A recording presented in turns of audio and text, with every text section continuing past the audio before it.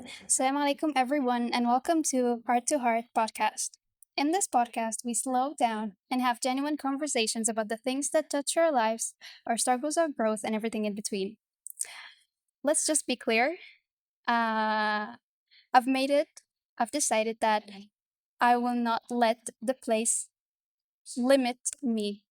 So basically, I will not wait for the perfect place or the perfect time to record. Whenever I feel free or whenever I get some free time, I will just do an episode. So here we go. New episode.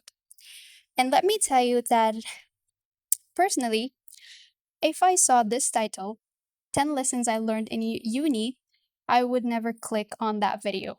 Or I will not really be interested to listen to someone talking about lesson they learned in their lives or in uni or in their 20s, mainly because they usually sound cliche. Like you go to one of these videos and all they say is like, be kind, kindness worth nothing. Have some free time or have some me time.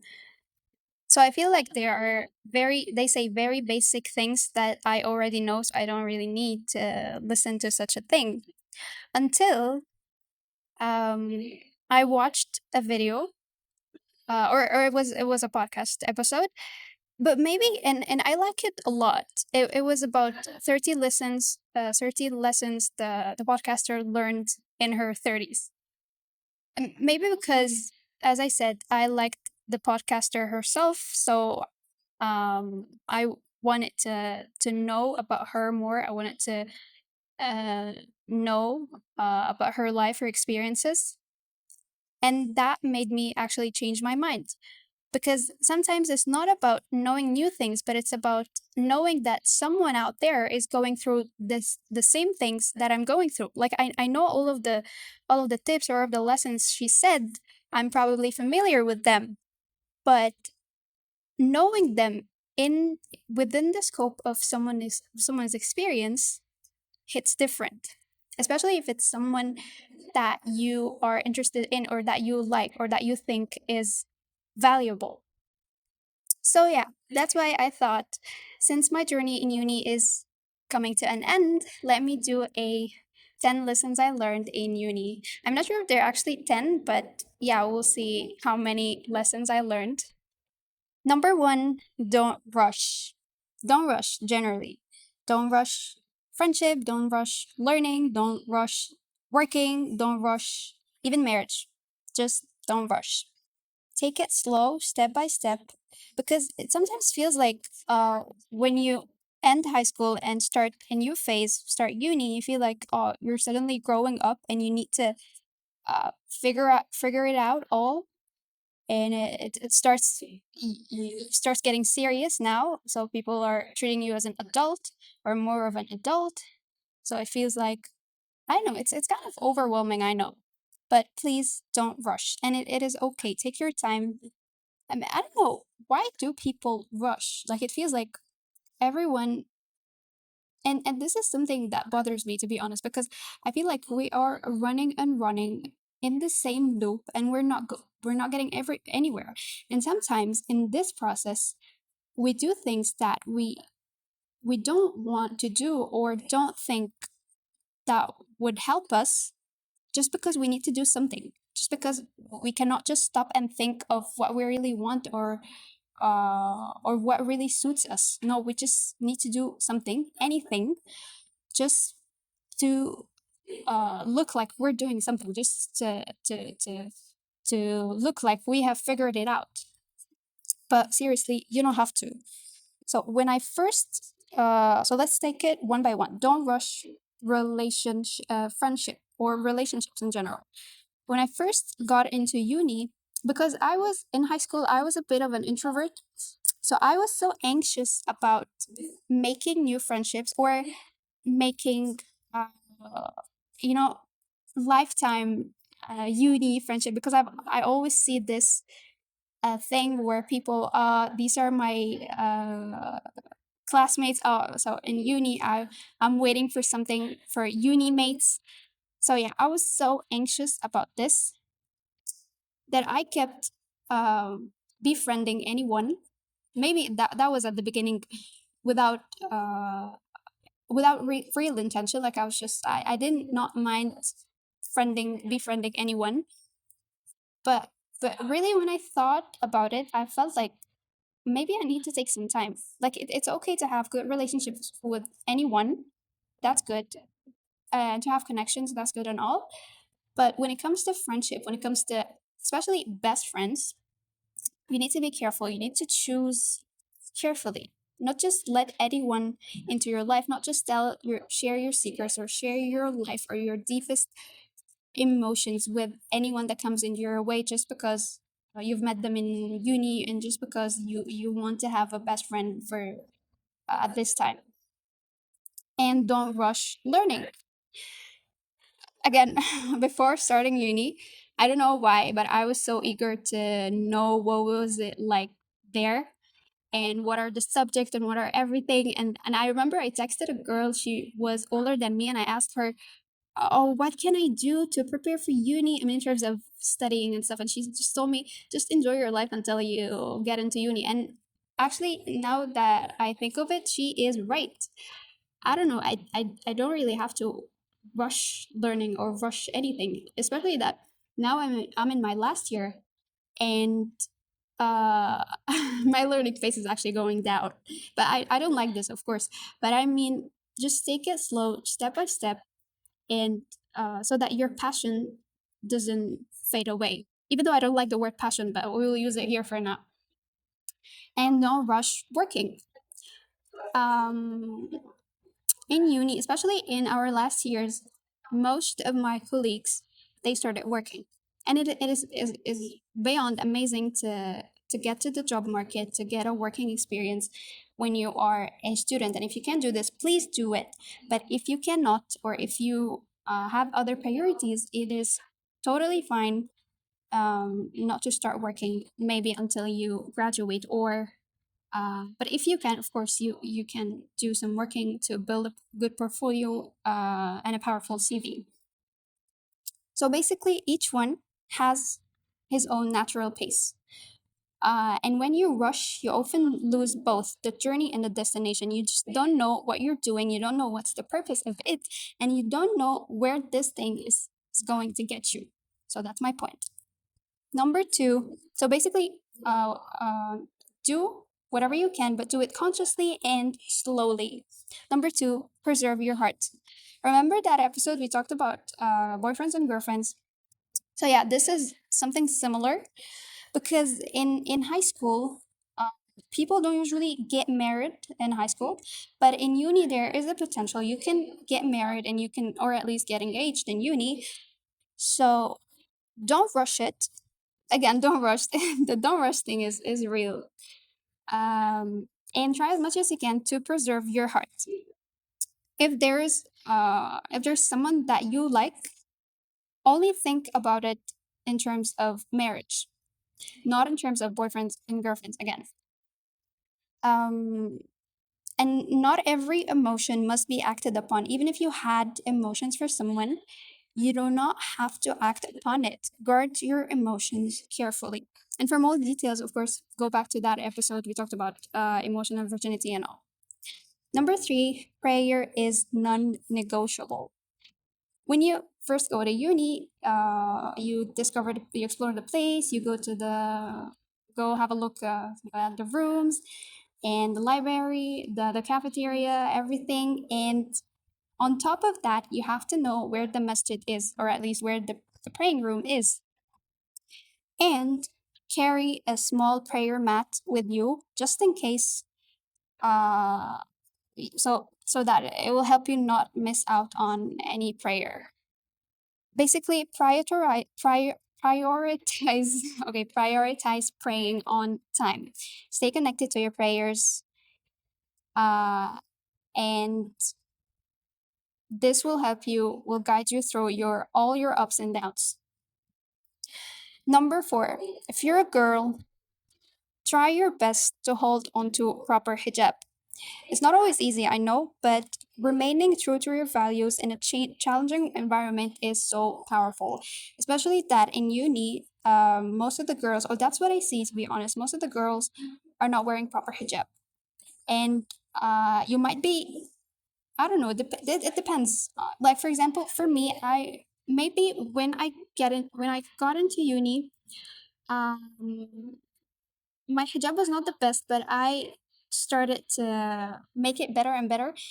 And I tried as much as I can not to be affected by the majority around me, and tried to look for good examples.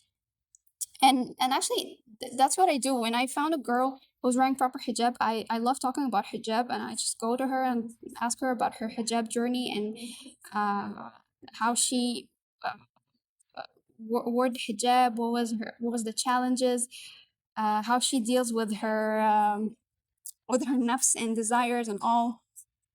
So it's always nice to revise the rules of a hijab and assess how proper your hijab is. Number five, don't focus too much on your image. So basically, this is about not being obsessed over how people see you, because it may feel like your image matters so much. Okay, it does matter. It does matter to a certain extent, of course. But honestly, after graduation, nobody will remember. Nobody will remember anyone. And each one is basically focusing on themselves. So focus on your soul and not your aesthetic. You don't have to be trendy all the time. You don't have to wear trendy clothes to grab attention. You don't have to do extravagant stuff to be the center, to be in the center. So just act normal and don't care too much about your image. Number six, don't compare yourself to others. See, everyone is tested differently, and progress happens at each one's pace. So focus on your growth instead of focusing on other people's growth compared to you. And I'm saying this, and actually, uh, something that uh, happened to me is every time I compare myself to a girl in one aspect, and afterwards I get to know this girl and I get to talk, and we get to know each other. I found out that she is or her life is not all perfect the way I thought. Like, she also has other flaws. She has other defects that I do not see. So just because someone is excelling in one aspect does not mean that they have their life put together. It does not mean that their life is all perfect. Okay? So number seven, learn, do not just study. Okay, studying for exam, but learning is for you. Learning is for life. And most importantly, when it comes to learning, try to have a niyya. Try to have a good intention that you're basically learning to benefit yourself and to benefit the Muslim community around you. So try not to be too exam oriented. Of course, get good grades in exams and all, but don't be too exam oriented.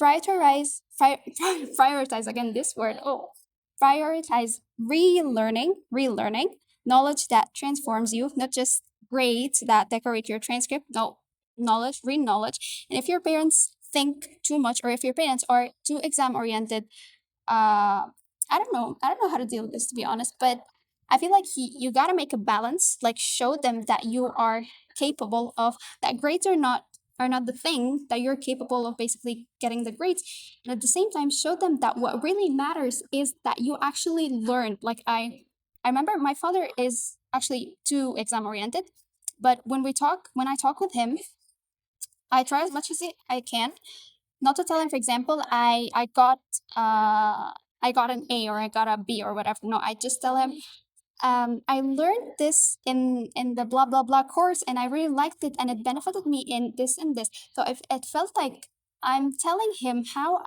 I love this thing, how I learned it, how it affected me, how I can use it in my life. So that's take it to a whole new perspective. Number eight, stay human.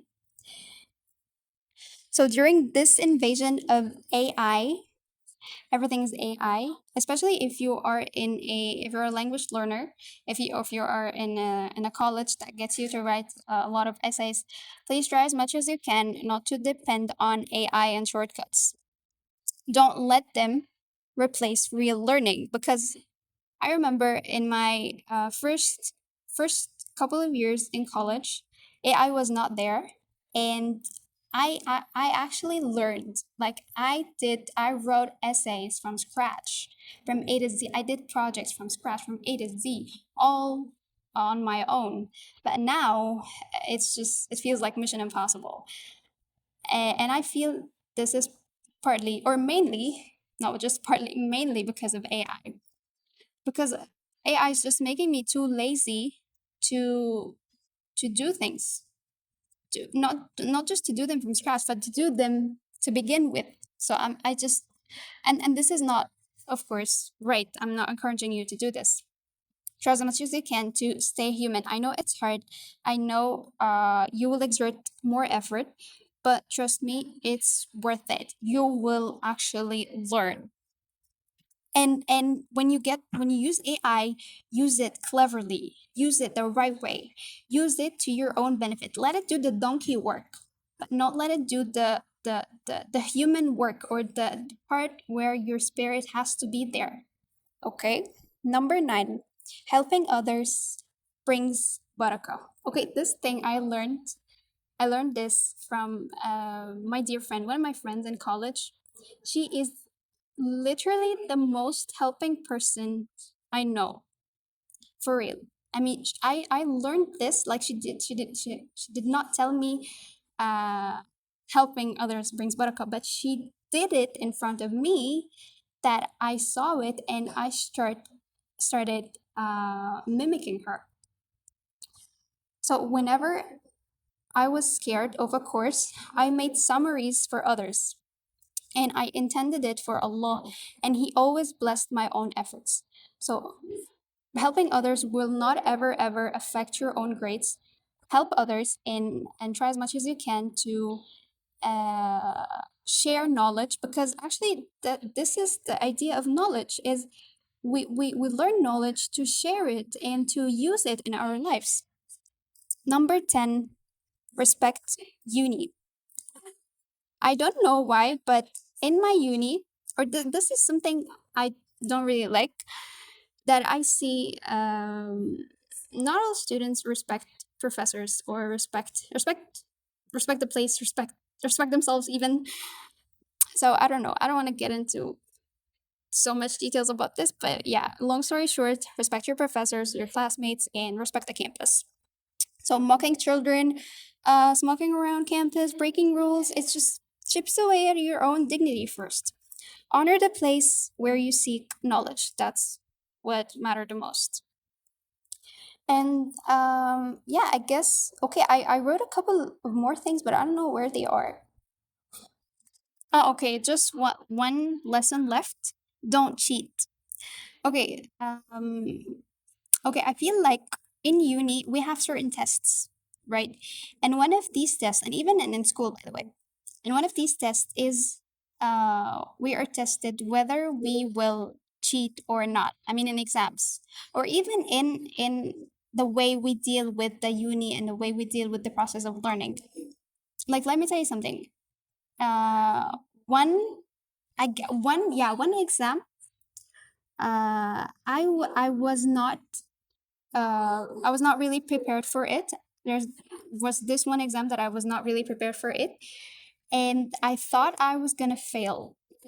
Like, truly, I thought I was gonna fail.